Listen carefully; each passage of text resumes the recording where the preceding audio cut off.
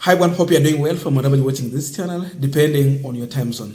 Now, Ruto is still pushing for the affordable housing, in as much the court said that collection of 1.5% from salaried Kenyans is unconstitutional. He wants to change it to look like the court has stopped it. He don't want affordable housing to go on, but we know the court has only stopped 1.5% collection from salaried Kenyans. With this, we are seeing Ruto now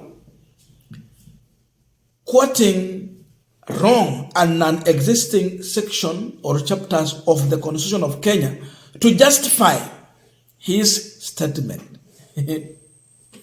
And this has really embarrassed William Ruto. It has really brought out the real image of William Samuel Ruto.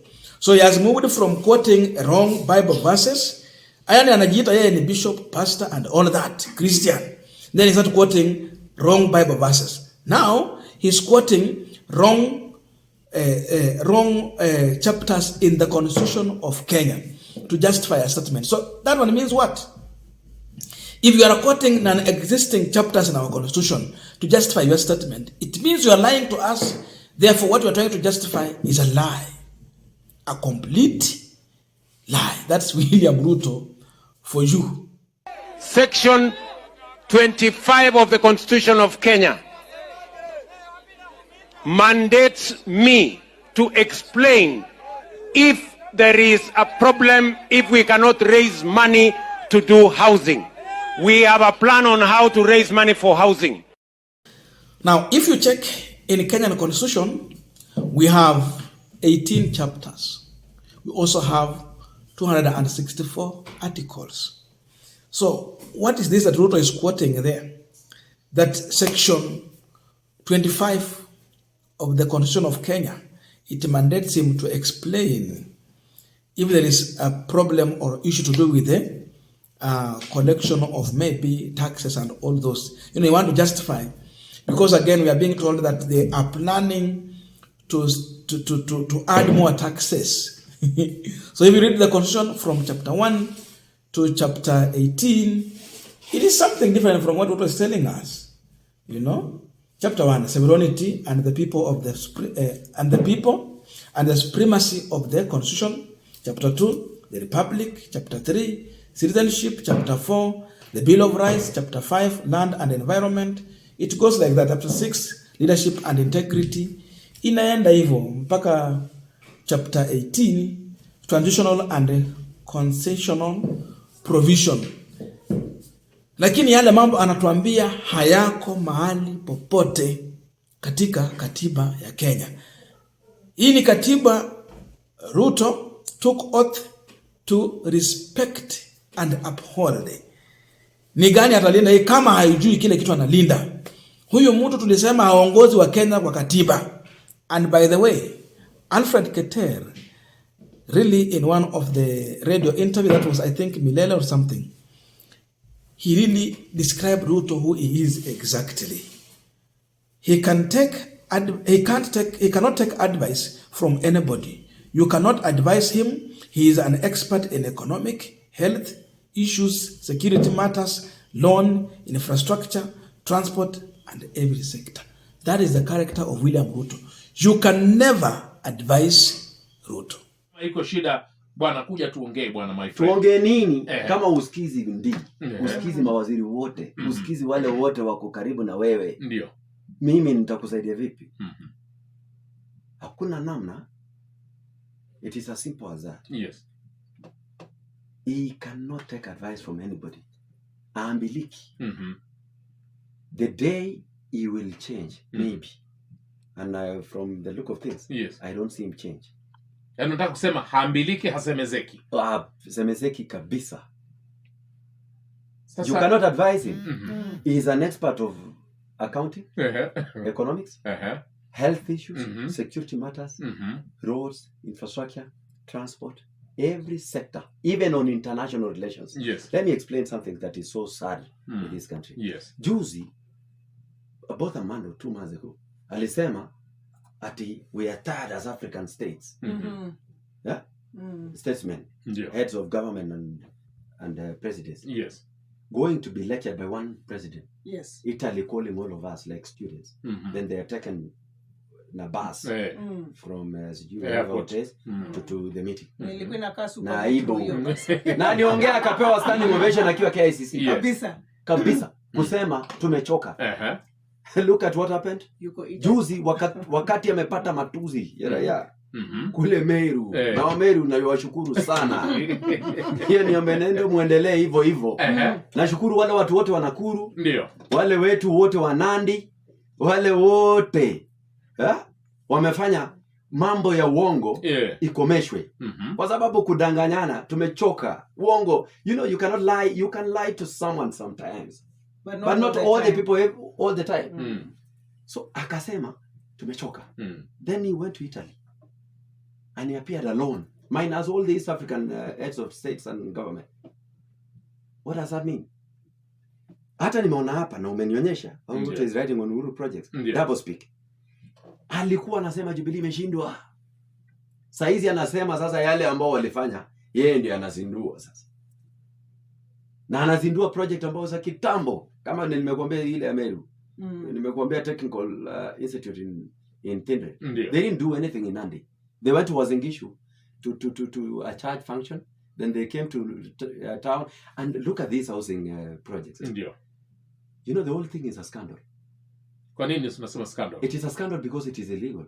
You know, you cannot tax someone, then another person benefits from that tax directly. Because look at it this way. Wewe unalipa house levy. Ndio. Kwa sababu umeajiriwa. Yes. Mimi silipi. Mimi ni mwanabiashara. Nyumba ikikuwa tayari, we have equal chance ya kununua. That's number one. Number two, these houses mnajenga kwa shamba ya public land. It has never been degazetted from public land to private because the individuals who are buying on their capacities as private citizens. Wacha nikuulize swali. Pale Kiambu, a public land ukijenga, ikiisha ni kina nani na watanunua? Ni kila Mkenya. Ndio. Wale watu wa Kiambu, shamba walikuwa wameacha public, maybe for some use by county. Is it going to benefit that county or is benefiting everyone?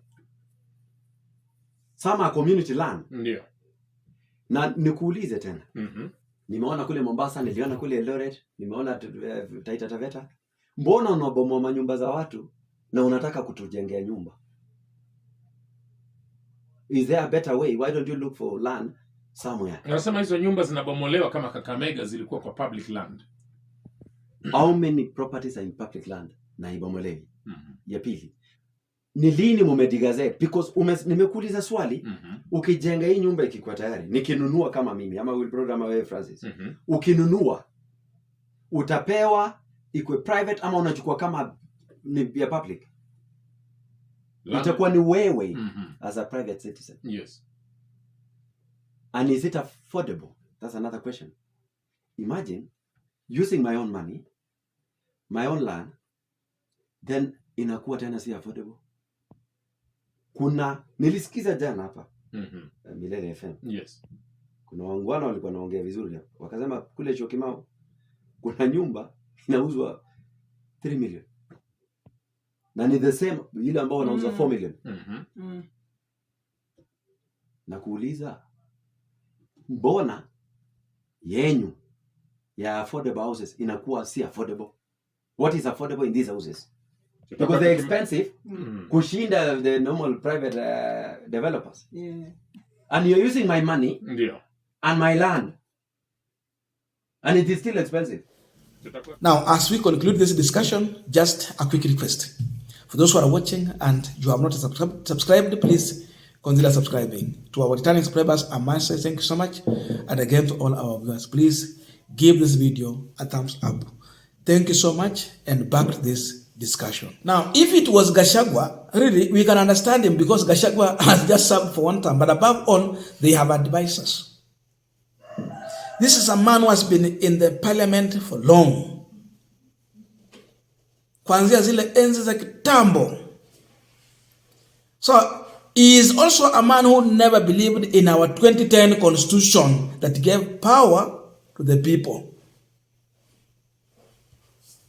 Anaamini kwa ile ya kitambo na mawazo yake kwa huko. He's still living in Nyayo era. Things changed. That's why he can mess up and quote non-existing articles in our constitution. Imagine this is the man who is leading this country and he was given two things. Constitution and the sword. The sword was supposed to protect Kenyans against their enemies. The constitution was supposed to help William Ruto to govern this country using that book. Hiyo ni katiba ya Wakenya. But he does nothing in that constitution. What he understands, it is the sword. So tell me, how can you have such a person and expect him to govern the country using the law and the constitution of the country if he does not understand it, if he has not mastered it? And this tells you really, Ruto does not believe in our constitution. Hajaisoma, na hata kama ameisoma ameipuuza. Hana haki ya kuifuata na afati katiba. Sababu angekuwa anafuata katiba ya Kenya, hakuna vile unaweza enda kinyume na uamuzi wa koti. Lazima utii, hata kama hujafurahishwa na uamuzi huo, lazima utii. Simple. But he does not.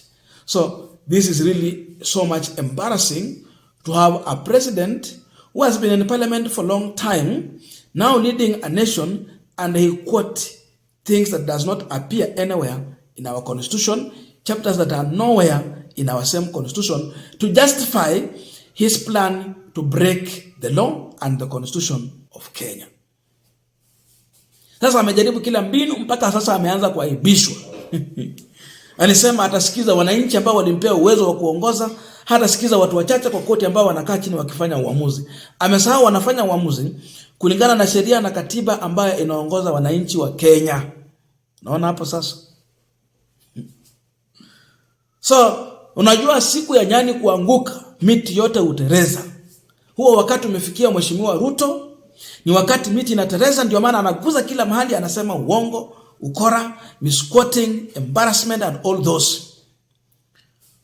He pretend to be a Christian who has mastered Bible verses. Anafika mahali, anasema uongo kwa Biblia. Sasa imefika mahali kwa katiba, ameanza kusema uongo. This is a man who is going to govern this country on lies.